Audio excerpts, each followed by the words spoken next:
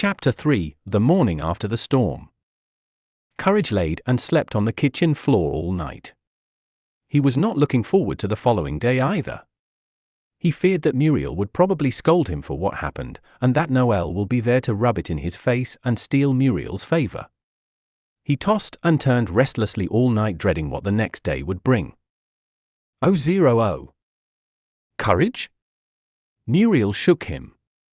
But it wasn't a shake of impatience, but rather a gentle shake to wake him up. Courage. Wakey, wakey, you wee little thing.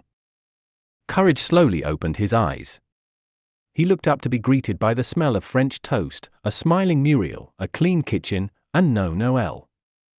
Did you forget where your bed was? Muriel asked with a chuckle. Hey, he replied in confusion. Oh well, said Muriel. Breakfast should be ready soon. Courage opened up the fridge and got the carton of milk. He poured himself a glass of it and chugged a good third of it. He wiped his mouth with his arm and scanned the kitchen. It looked and felt like nothing happened last night. He was beginning to think that it was all just a horrible nightmare as a result of his self-destructive jealousy that rose before Noel even set foot in this house. Yet last night had felt so real, and it'd be hard to disregard it as a mere dream. Not knowing what to think, he made his way over to Muriel, who was sizzling some bacon. She smiled down at him again and patted his head a good 3 times. He smiled up at her again. He was really thinking that last night didn't actually happen. As he kept his smile, he got comfortable. He then leaned against the wall when rip! He sunk into the wall, which startled him. He jumped back to see that a Noel-shaped hole was still in the wall. Every hope he had that last night was just a dream then crumbled. Are you all right, Courage? Asked Muriel, running over to see if he was hurt. No, Courage sighed while shaking his head. Oh, you poor dear. I was only able to cover it up with wallpaper. She thought he was referring to his little fall. I'll have Eustace fix it after that man decides to get up.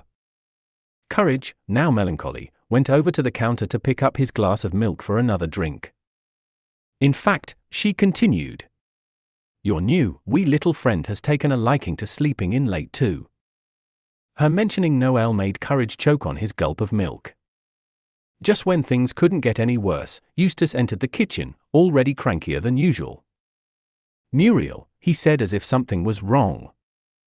Good morning, Eustace, Muriel smiled back, unaware of his tone. Muriel, he said again. The stupid dog is all blue now and might have one of them diseases. Right after he said that, he turned and finally noticed pink little Courage, who smiled back nervously at him. What's hair? He froze. Hold it! Eustace yelled before beelining back upstairs. All this bother over a wee fly? Muriel shook her head, oblivious to what was really going on. Who the heck are you? Eustace's muffled voice could barely be heard from upstairs. Noel could be heard arguing back too, but Courage could no longer make out what they were saying.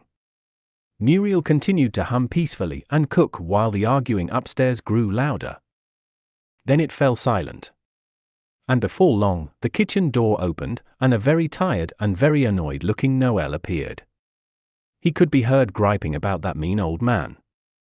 Courage couldn't help but curiously notice something about that argument. He understands you? He asked Noel. Noel did not even acknowledge him. He walked right past Courage, and straight to Muriel. Oh, morning, you wee little thing, you, Muriel said to Noel as she reached down to scratch his muzzle. Breakfast is almost ready. After receiving a couple of scratches, Noel then looked back at Courage to answer to his question. Yeah, why wouldn't he? Noel responded. It took all of Courage's patience to not get too angry over this. But thankfully, he remained calm and kept the conversation that way. I didn't think people could understand dogs, Courage admitted. We speak English, don't we? Noel pointed out. I suppose you're right. Courage's thoughts returned to where they were before Noel's rude encounter. Courage still couldn't quite understand the whole concept of communication between him and his owners. If Eustace could understand them, then why couldn't Muriel? Is it because Muriel has bad ears? It'd make sense because he never really talks to Eustace, and if Muriel has bad ears, then there's an obvious gap in communication. Food is now ready, boys. Muriel turned to face them. There's French toast, bacon, and eggs. Now the French toast is special. I found an old recipe from my great-uncle Malcolm while I cleaned this morning. Ah, the beauty of discovery. She stood there rather awkwardly for a moment, and both dogs exchanged confused looks. I'll be off to fetch Eustace to have a talk with that man about you, little Blue. She patted Noel on the head, which bothered Courage now more than ever, and then left. Get used to your new life, dork, Noel said sourly when he noticed Courage's hurt look. Courage's blood boiled. God, you are such an insufferable prick, you know that? Courage spat. No, he replied vainly. I didn't know that. Then he walked over to start making a plate. Courage bit his tongue so hard that it bled a little. He tried to bite it despite being absolutely livid at the moment. Trying to stay calm, he followed Noel to make his own plate. But then he noticed Noel taking almost all of the French toast before moving to the eggs. Hey, Courage stopped him. What? Noel asked dryly. Put some of that back, Courage demanded. Why, there's plenty left for you. You aren't going to eat 12 whole slices of French toast. Watch me, Noel challenged. All right, maybe I will, fatty. Noel then threw his plate down on the ground hard. Luckily it wasn't a glass plate, as it would have shattered. But there was now a big mess all over the floor. Geez, cried Courage in shock. Do not call me fat, Noel said coldly with venom. Well then do not take all of the food, Courage mocked. That's what a gluttonous pig would do. Noel then slapped Courage's plate out of his paws, which startled him at first, but then he was too angry to care anymore. Courage grabbed Noel and slammed him into the counter, which spilled all of the food that was on top of it everywhere. Both dogs were rolling around and fighting while all of the perfectly good food was soiled.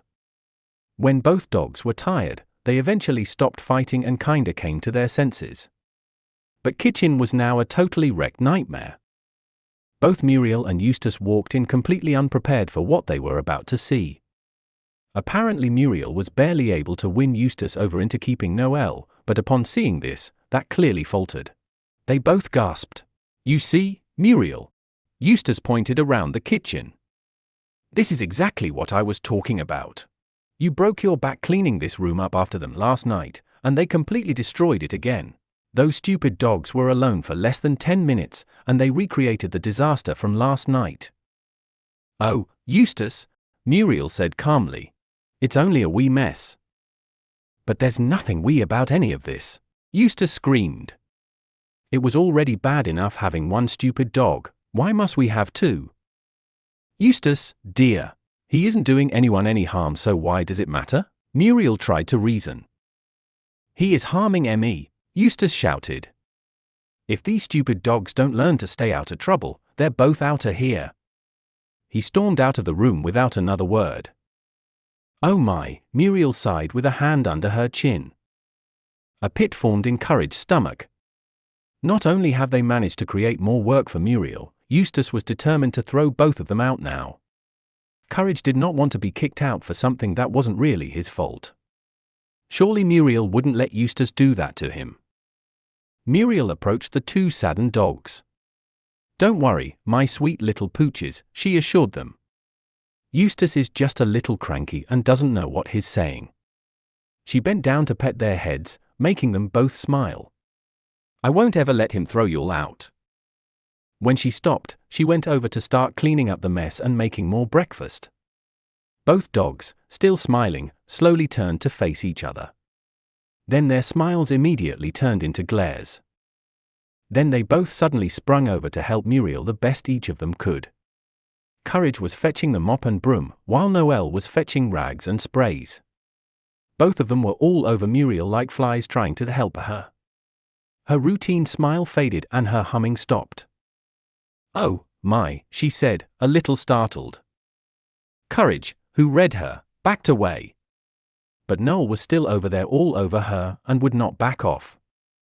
Muriel was clearly overwhelmed, and Noel would just not back off. Courage then went over and pulled him by his ear into the vacant dining room. "What is your problem?" Courage scolded. "Ugh, I'm very clearly helping her," Noel said dismissively. "I don't know what the fuss is all about." "Can't you see she is overwhelmed?" Courage asked. Both dogs creaked open the kitchen door to peek in on Muriel. She was back to her smiling, humming, happy self. "Yeah, she's barely holding on right now," Noel joked. "Well, she's better now because we're gone, and if you love her so much, then you give her some space," Courage said. "So that you can take it all up?" Noel asked. "I don't think so." Eustace then walked in from the living room, probably on his way to the kitchen to eat. Both dogs froze in their tracks before looking over at Eustace, who was staring back at them. "Stupid dogs," he said before leaving the room and entering the kitchen. After the door stopped swinging, they were back to arguing. "Look," Courage said, really trying to reason now. "This isn't about you, this isn't about me, it's about her." Courage was going to say more but was interrupted by Noel. "And she'll decide who she really loves more, so let her be the judge of that." Noel gently pushed him out of the way and walked towards the kitchen. Courage could not believe that dog. His skull is so thick that it might as well be solid the whole way through. And what he said about Muriel hurt Courage. Even though he knew she loved him more, he still feared on some level that Noel may be right. Re-entering the kitchen, he found that Noel was not all over Muriel this time, and was instead taking a seat at the table next to a vacant seat Muriel no doubt set up, implying that it was for Courage. He seemed to have been taking a little of what Courage said to heart, which made him happy. Courage then sat down next to Noel, and on the table were 2 plates made for the 2 dogs. And of course, after comparing their plates, they were arguing again. "She loves me more because she gave me more bacon," Courage said, still hurt from what Noel told him in the dining room. "She loves me more because she got me more eggs," Noel said. "I've lived here and protected her almost my whole life," Courage stated. "Now why on earth would she ever prefer you over me?" "Well, she's just moved on from you as she knows how emotionally unstable you are, and how it hinders your ability to act." "Hey, at least I haven't healthily expressed my emotions," Courage pointed out. "You just let the little that you have bottle up like a shaken soda pop until you explode." "Don't you dare talk about my emotions," Noel yelled. "Don't you dare lie about what Muriel thinks of me," Courage screamed. "Will you 2 quit jabbering?" Eustace finally joined the argument. Courage forgot he was there quite frankly. "Your stupid talking is making me headache. And you," he pointed a bony finger at Courage, "fetch me my paper." He kicked Courage so hard out of his chair that Noel had to move to avoid getting flung too. After Courage returned with Eustace's paper in his mouth and a bruise starting to form in his side, Eustace rudely snatched the paper out of his mouth. "Well, it's about time," he complained, and then he whacked Courage rather harshly atop the head with paper. After a small, pathetic whine, Courage went to lift his chair back off the ground and sit back down. Both dogs started to eat in total silence. Well, that is before Eustace started talking again. "And what are y'all doing sitting at the table?" Eustace just noticed. Muriel then marched over with a deeply crossed expression on her face. "Eustace, where are your marbles? You are the only one talking right now." "But the stupid dirty dogs are ruining our table," Eustace whined. "Eustace, have you no sense of hospitality?" Muriel asked sternly. "Nope," Eustace said plainly. "Well then," Muriel started, "since you don't have anything nice to say, how about you eat in the dining room all by yourself?" Eustace got up with his food and moved to the dining room, grumbling about peace and quiet, while passing the 2 dogs. "What has gotten into that man?" Muriel wondered. At the corner of his eye, he saw Noel turn to face him again. As Courage faced back, he noticed that Noel no longer carried a look of hatred on his face, but rather a look of concern with a hint of sadness. "Courage, can we both agree that guy's a total jerk?" Noel said, as Courage turned to face him back. He was honestly shocked at what Noel was suddenly saying. he agreed with Noel. He's always held a grudge against me for just being a dog he probably did not want. He sighed and then put his head down onto the table. Well, Noel spoke again, I think he treats you so badly. And even though I hate you, just know that you don't deserve any of what he does to you, and that I hate him far more than I could ever hate you.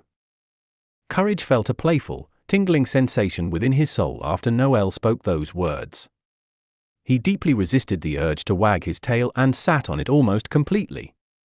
He lifted his head from the table to smile at Noel's caring face. Thank you, Noel, he said, embellishing his words with as much gratitude as he could muster. But then Noel's caring eyes flashed back into hard, squinty eyes. Bah, whatever! He threw his paw in front of his face carelessly. So right before they could finally have one friendly conversation, Noel had to shoot it down again. Great! They continued eating in silence. But Courage was hopelessly trying to think of another conversation that they could hopefully start connecting with again. But he could not think of anything else except for the same topic.